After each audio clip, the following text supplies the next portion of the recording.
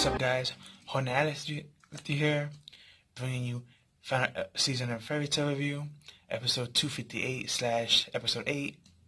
Depending on where you go, you find one of those two numbers. It'll be either final season, episode 285, or episode 8. But yeah, basically, just get it out of the way. This episode was super lit. Basically, it was everybody rebuilding the guild hall, having a good time. We had this funny moments where everybody, going back to knuckling and fighting in the guild hall and stuff. And it's just so reminiscent of the old fairy tale. It was nice and beautiful. And then we got Ezra just stepping up, being like, "Hey, stop that!" And everyone stopped immediately and went back to work. And we also found out that Livy had planned paperwork ahead of time for this occasion. She thought this might happen again.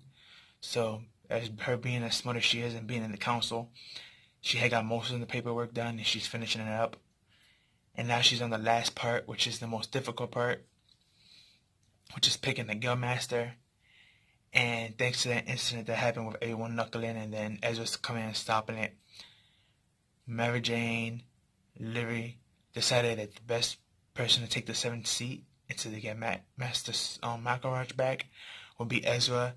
So she became the guildmaster and everyone's happy and she's freaking out like, whoa, I can't be the guildmaster and stuff like that.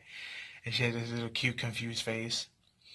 And then a good old member came back. And it was Mist.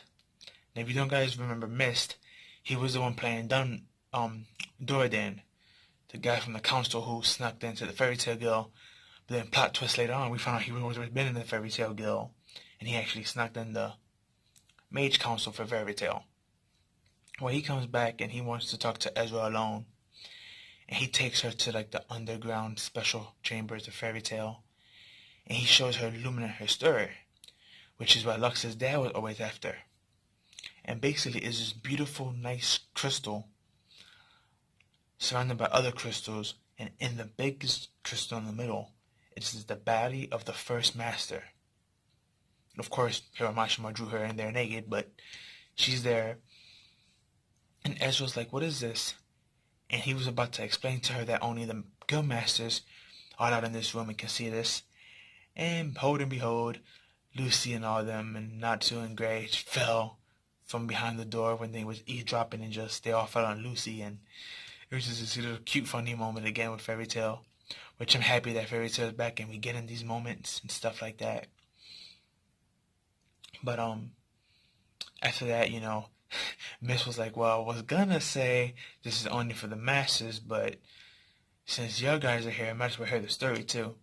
And he explains to them the information about why he was invading the council for Makaraj.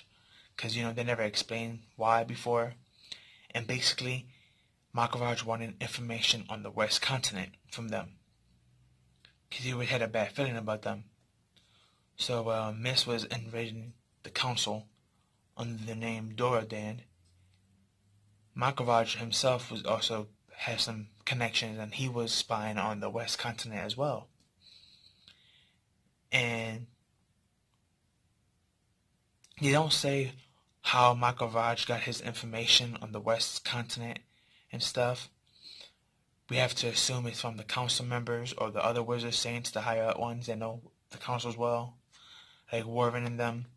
But basically, it came to the point where Miss got the information that the master wanted and gave it to him. Problem is, thanks to the Battle of Tauros, Face was destroyed.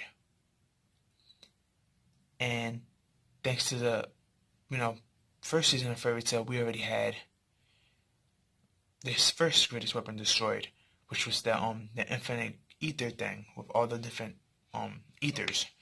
Not infinite, but it was like a big like ball of energy that shot out different type of magic, and it could like nuke a place with magic. I forgot the name of that weapon, but they used it on Heaven's Arena, and Jalal's crystal ate it all and used it against them. Well, that was destroyed in the first season of Fairytail, and the second half of Fairytail, Face was destroyed.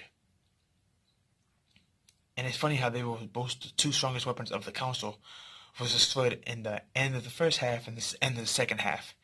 Which is, I like how Hero pulled that off in A1 Pictures. That was nice. A lot of people don't give Hero work for the things that he does do good.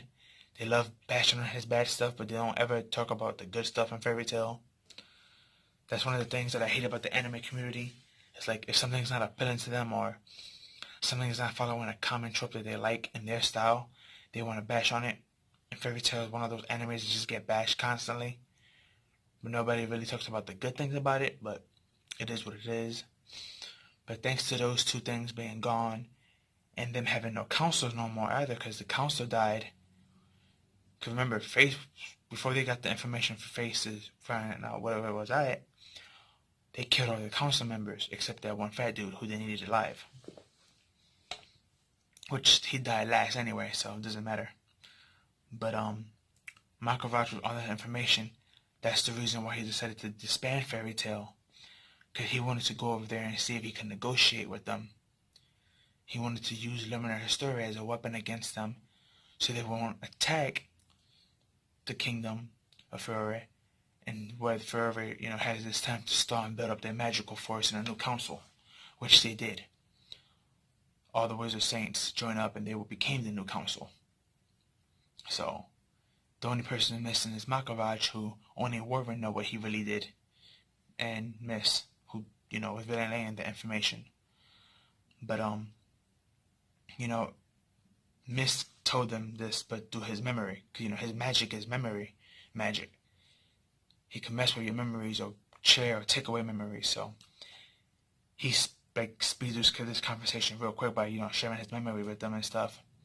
And it was a nice flashback for us to know things about, like, the Grand Magic Games, behind the scenes, and the Tover's arc and stuff like that. And basically, they came to the conclusion to sneak over there in the little small group that's in that underground castle right now to get him. What they don't know is that Gajil, Heron has also expanded very wide, like Natsu's senses. So he heard the whole conversation, and he told Mary Jane and let's rebuild the B team, which is the team they used in the Grand Magic Games. And they asked, do you know where Lux is at? And he gave off this sinister smile, and that's when the episode just cut off and, get the ending credits and stuff. So yeah, we're eventually going to get our boy Lux's back and the B team, as he calls it, back as well. So we got the A team going over there, getting Master, Makaraj back and the Alvarez Empire, and we have the B team looking for Luxus that wants to meet up with them over there. So, and another thing about the Alvarez the Alvarez Empire that was stated was the fact that it used to have 730 guilds, separate guilds. But when the Emperor came in and took it over, he combined all the guilds, dark and non-dark guilds, into one big empire. So, now they didn't state who this Emperor is, but if you could read it in between the lines, you could kind of figure out who it might be. A lot of people were shocked and say it was BS in the manga, but it wasn't really that difficult to choose who it was. But I let y'all figure that out, and please, people, no spoilers down below. But yeah, this was a great episode. Loved it. I'm happy Fairytail is back. I'm happy we get this moments of them fighting, arguing, and playing around and stuff. Also happy that the Alvarez arc it started off strong, but kind of ended weak in the manga. Hopefully, here Mashima keeps his promise and fixes, some things up and make the ending part where he messed up anime only and switch some things around to make it better. But only time will tell. But like, comment, share, subscribe, hit the notification bell to get more. Please leave down below what you think about the episode and what your predictions are and who you think the Emperor is, or who the Emperor might be related to. Maybe it's a character we've seen before, or a character we heard about before, who knows. But share with your family and friends on all platforms, and I'll see you on the next one. Peace.